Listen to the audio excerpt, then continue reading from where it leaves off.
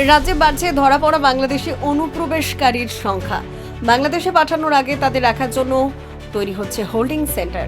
মালদায় হোল্ডিং সেন্টারের সংখ্যা বেড়ে হলো ৩। ইতিমধ্যেই এই হোল্ডিং সেন্টারগুলিতে অন্তত ১৫০ বেশি অবৈধ অনুপ্রবেশকারীকে রাখা হয়েছে। মালদা জেলার পাশাপাশি দক্ষিণবঙ্গের বসিরহাট থেকেও ধরা পড়া শতাধিক বাংলাদেশিকে এনে রাখা হয়েছে মালদা হোল্ডিং সেন্টারে। পুলিশ সূত্রে খবর, প্রথমে মালদার ইংরেজ বাজারের বাগবাড়িতে স্বনির্ভর গোষ্ঠী প্রশিক্ষণ কেন্দ্রে হোল্ডিং সেন্টার করা হয়।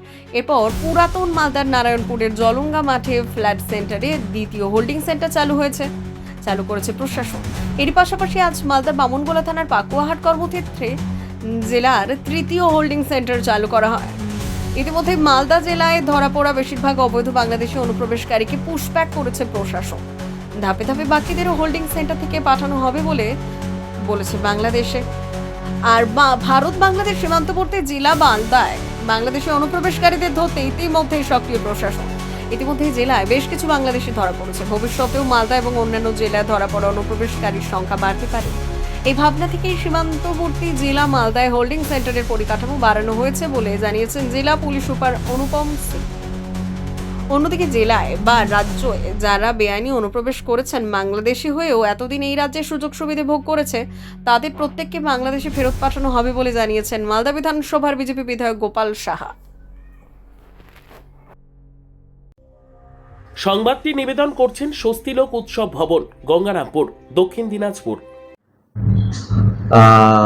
আমাদের মালদা ডিস্ট্রিক্টে এখন পর্যন্ত টোটাল 3 হোল্ডিং সেন্টার আছে, যার টোটাল ক্যাপাসিটি 250 থেকে 300 মধ্যে আছে। ওর মধ্যে আমাদের 2টা হোল্ডিং সেন্টার যে ইংলিশ বাজার আর ওল্ড মালদাতে ছিল, ওটা একদম 100% অপারেশনাল আছে। ওখানে আমাদের 150 প্লাস বাংলাদেশি যে আছে ওনাদেরকে রাখা হয়েছে। হ্যাঁ, আজকে বামনগোলা পাকুয়াহাটে যে একটা কর্মক্ষেত্র আছে, ওটা আমরা হোল্ডিং সেন্টার প্রপোজ করেছিলাম। ডিএম স্যার ওটা অ্যাপ্রুভ করেছেন এসডিও থেকে।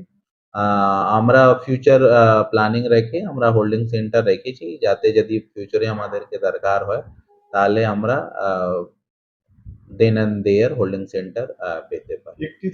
সর্বোত্তম সুযোগ সুবিধে রয়েছে আতিথেয়তায়। সুপরিচিত স্বস্তিলোক উৎসব ভবন অতিথিদের যে কোনো অনুষ্ঠানের জন্য উপযুক্ত ওয়ান স্টপ ডেস্টিনেশন। আমরা আপনার বিশেষ অনুষ্ঠানটিকে অবিস্মরণীয় করে তুলি।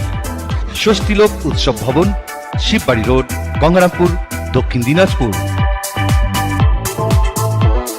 বাংলার স্বার্থে, বাংলার উন্নয়নের জন্য ভারতীয় যারা, তারা সেই সুবিধা পাবে। কোথায় হয়েছে হোল্ডিং সেন্টারটা? হোল্ডিং সেন্টারে কারা থাকবে? যারা ভারতীয় নয়, যারা অনুপ্রবেশকারী। কোথায় হয়েছে? গভর্নমেন্ট আইডেন্টিফাই করছে এবং নির্দিষ্ট জায়গায় রাখছে, তারা সেটা হোল্ডিং সেন্টার নাম দিয়েছে। এখন কোথায় হয়েছে? এখন তো হোল্ডিং সেন্টার জেলায় হয়েছে, আমাদের এই ওল্ড মালদা শুনলাম, জলঙ্গাতে হয়েছে, শুনলাম আমি, এটা শুনেছি। গভর্নমেন্টের মতো কাজ করবে। ভারতীয় নয়, ভারতে থাকবে, এটা কি মানে টুরিস্ট প্লেস নাকি ভারতবর্ষ? তাহলে এখান থেকে পুশব্যাক করবে তাদের? হ্যাঁ, অবশ্যই পুশব্যাক করবে। এখানে ইচ্ছা মতো আসবো, থেকে যাবো, ভারতীয় নাগরিক হয়ে যাবো, ভোটার লিস্টের নাম তুলে দিব, এটা হবে না। যারা ভারতের নাগরিক, যারা ভারতীয়, তাদেরই নাম ভোটার লিস্টে থাকবে, তারাই ভারতের সমস্ত সুবিধা পাবে।